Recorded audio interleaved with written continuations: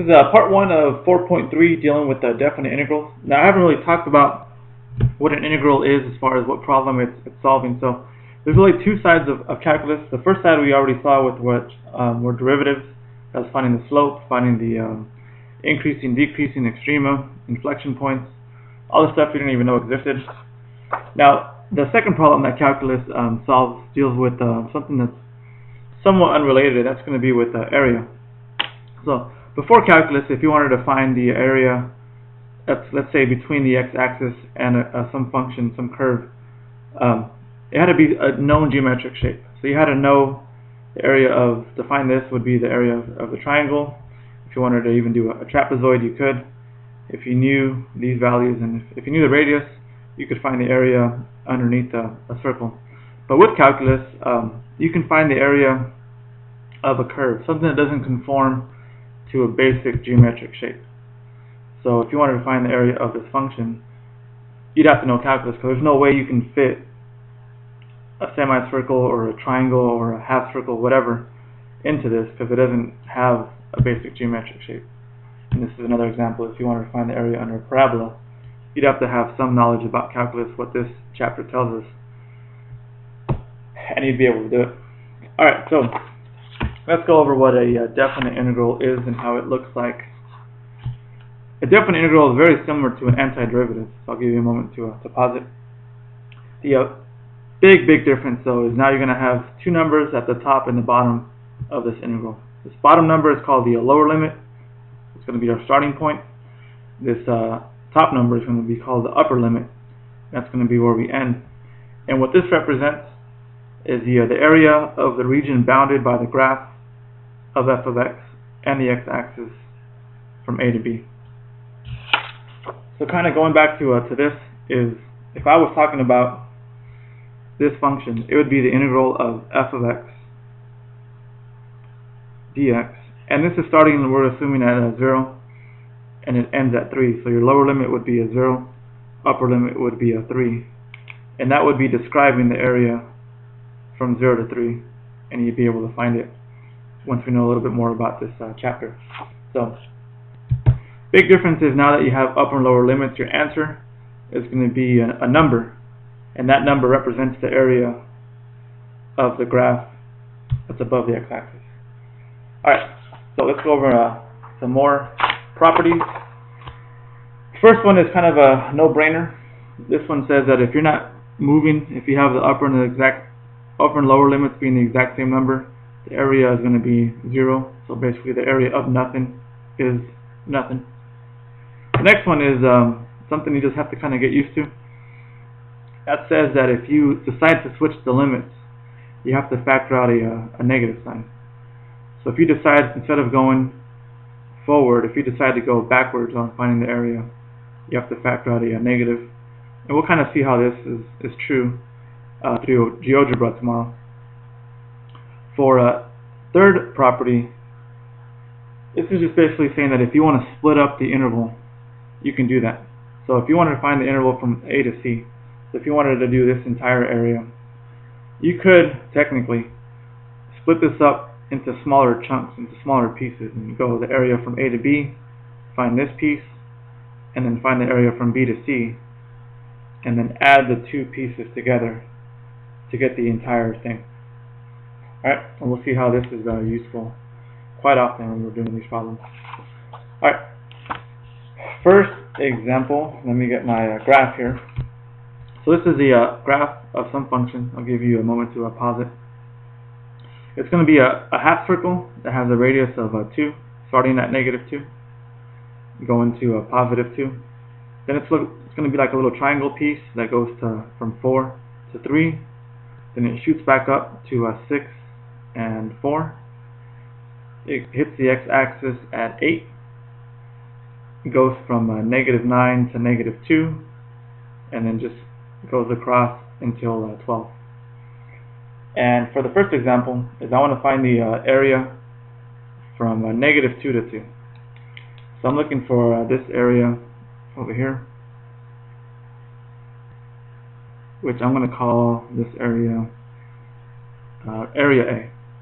So the area for A is it's a half circle. So it's 1/2 pi r squared.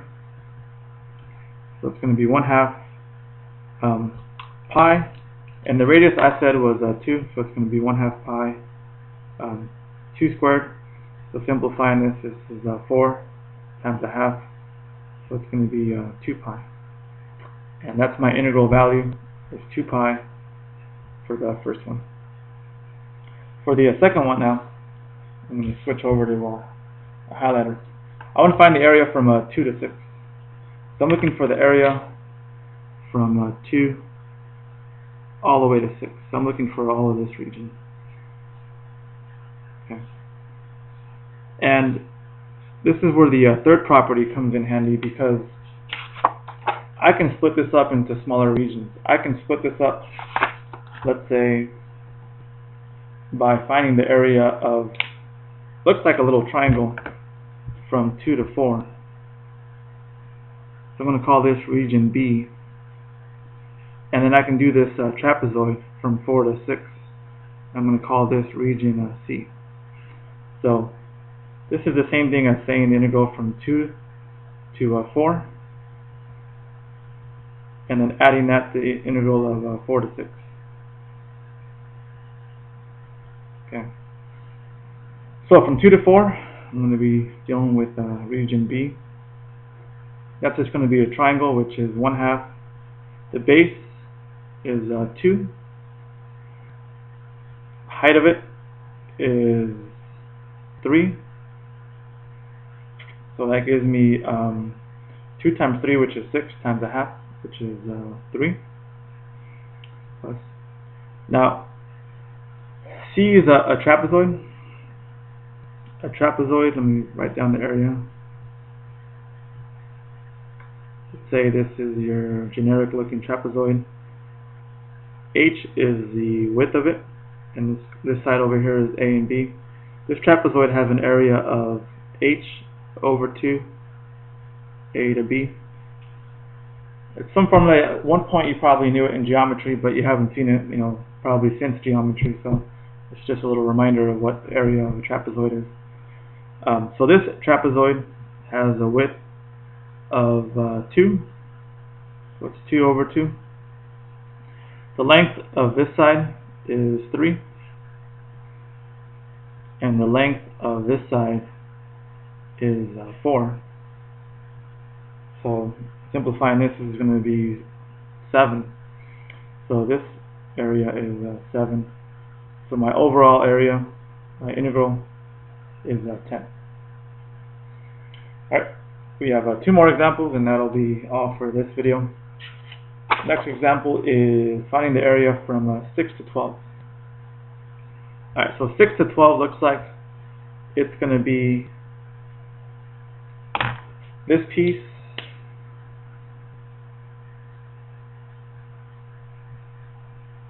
which I'll call region D,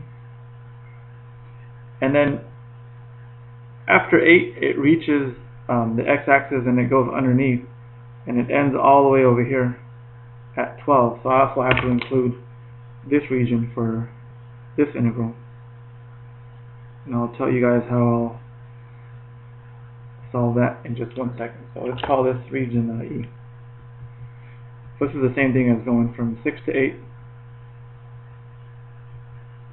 plus 8 to 12. Alright. So 6 to 8 for D is another triangle. So the triangle is 1/2. The base of it is 2. Height is 4. So this gives me 4. And then for E, I can split E even further, because I can say this is a triangle, which is, for this piece, it's a triangle with base 1, and the height of this triangle is 2. And then this is just going to now be a rectangle. The rectangle is the base, which is 1, 2, and 3, and the height of it is 2. So this is now going to be a 1 plus this is going to be a 6, this is going to be 7. But here's something you have to keep in mind. I found that the region that was underneath the x-axis for E. So anytime you have a region that's underneath the x-axis, that's going to be a negative value. Now, I'm not saying that area is ever negative. You still find the area the exact same way, but whenever you have this piece that's underneath the x-axis, it's going to have a negative sign. It's going to be assigned a negative value. So this region for E would be a -7. So when you simplify this, the integral turns out to be equal to -3. Alright, so negative region underneath the x-axis, assign it a negative value, and simplify whatever your answer is.